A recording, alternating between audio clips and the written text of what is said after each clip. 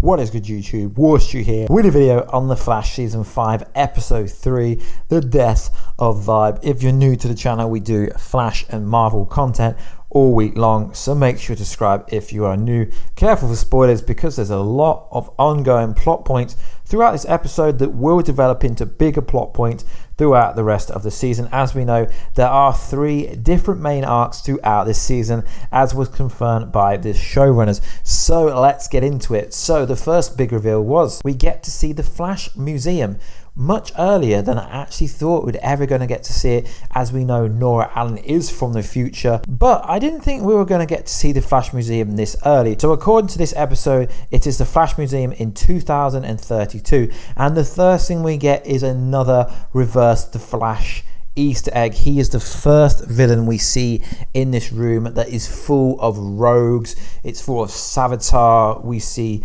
Weathered Wizard. We see so many little Easter eggs. We see Heatwave's gun. We see so many little Easter eggs. So it's following on from the scene last week when it's like a cicada. So according to Nora Allen in this episode, cicada is a bug, and you hear cicada is the last thing you hear. But the most weirdest thing about this is Zoom was so savage. Reverse Flash was savage.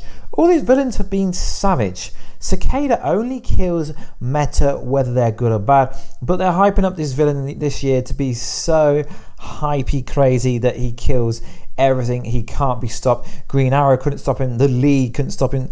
Little cheeky Justice League Easter egg, although you can't have the Justice League without Batman, so not really sure. Like Green Arrow couldn't stop him. Supergirl couldn't stop him. No one can stop him. He's like this super OP character that has never been beaten. And then we're introduced to Sherlock Wells from France. I believe he's French. He is a crazy detective, but I believe this is because we've got obviously Iris West being detective. We've got Ralph being detective, with Caitlin trying to figure out who her father is. Is he dead? Is he not dead? So there's a lot of different subpoints throughout this, and it's good because the main narrative throughout this whole story isn't just based around Team Flash for once.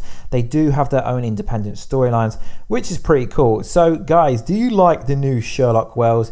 He is kind of annoying, and obviously we find out that finally there is some continuity. Finally, Nora Allen being in this timeline has caused Cicada to come back much earlier. So obviously if you read the comics, you will know David Hirsch is Cicada in the comics, but because of Nora Allen being in this timeline, David Hirsch in this Earth isn't Cicada, which is cool because obviously it's an Easter egg. They've changed his name, which is good because there is continuity there. Right, we know it's going to create a Flashpoint storyline, which is going to be very interesting. So Cicada goes after Joseph West, because he wants to kill Vibe, hence the episode called The Death of Vibe.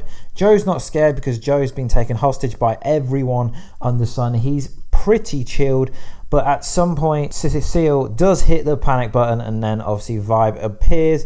Then he takes Vibe to this secret location, which is a wood.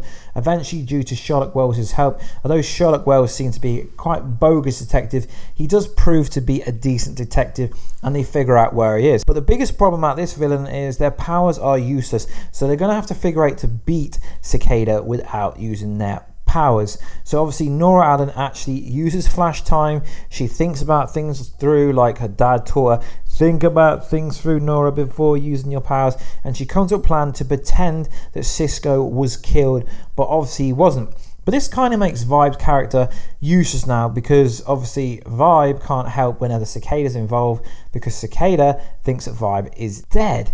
And we find out that Cicada is a family man. So towards the end of the episode, we find out he has a child who I believe it looks like she's like unconscious. She's in intensive care, and he's trying to protect her, trying to help her get better, but it looks like she's not getting better. He looks like he's got some kind of dark matter injury in his shoulder, just below his chest, well, about around his chest area. So that's going to be quite interesting how that plays.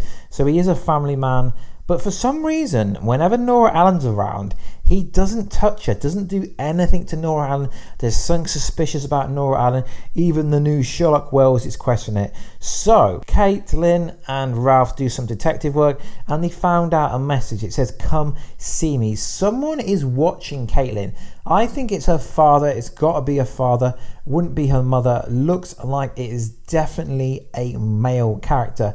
So there was a lot of little subpoints, but essentially it does make Vibe's character useless this year. So the end tag of this episode was really good, and we did also find out that Cicada can do some crazy things. Although I don't think he can fly, he jumps so high that it looked like he could fly. He could put up like a projective kind of area around the lightning bolt dagger to protect himself against the blast, so it didn't really affect him. He can call it back like it's Thor's weapon, although I don't really understand how it works. And an interesting thing at the start of the episode is Nora said no one really understands how his powers work. So right at the end of the episode, we get a massive tag with Sherlock Wells where he says, "Was it just your decision why you decided to change the timeline and come back at this very point?"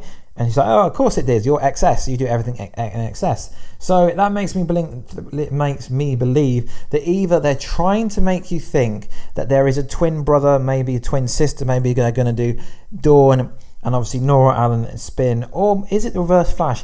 Is Reverse Flash controlling Nora Allen in the future, saying, "Oh, you should," because obviously Reverse Flash needs Flash to be alive. They can't be one without the other. So there's just a lot of inklings to Reverse Flash appearing in episode 100. You can't have episode 100 without the Flash appearing. Very strong episode. I mean, it was a basic episode, but it's setting up the plot point. It's setting up Caitlin's father to be Icicle. I do believe he's Icicle. So I don't actually think Cicada is going to be the season-long villain. I believe he's just going to be a sub-villain to the mid-season finale. But I could be wrong. I mean, he's revealed himself so much. He's already had 2 fights with Team Flash, 2 episodes in. Can they really carry this? I want to kill every metahuman in the whole of Central City. And they did say there's 14 million people in Central City, which is a pretty big city. I mean, the population of UK is only like 70, so 14 million people in one city is a huge city. So guys, let me know what's going on. Is Nora Allen Reverse Flash confirmed? Is she revealed to be Reverse Flash? Is she working Reverse Flash? Because I really don't think she's working by herself. That sinister look, the cold look she gave, and also Cicada did say to Joe West, "Family is precious, you should cherish it," which made Joe West think that he had a child, and obviously he does have a kid. But is he trying to tell Joe West something about maybe Cecile might get taken away, she might get killed or something like that? Very strange, because she still has her powers. Joe West was very there in the crime scene when Cicada was trying to attack him. He was like, "No, don't do anything. Don't do anything." It's like what he's want. So she does kind of mind have the powers. So is that going to mean that Cecile is going to be killed by Cicada? Because Cicada wants to kill all kind of metahumans, regardless to good or bad, because he blames the whole of the metahuman race on his daughter getting injured and himself getting injured, I suppose. I really hope this doesn't play out to be, oh, it's a satellite kind of episode. Next week's episode looks absolutely savage. I'm going to try and get a video trailer review up for later on tonight, but I do cover Marvel on this channel well, so it's very hard for me to cover absolutely everything. So guys, thanks for all the support. If you do want me to do any bonus videos, just let me know in the comment box section down below, guys, and I will catch you in another video very soon, guys. Catch ya later.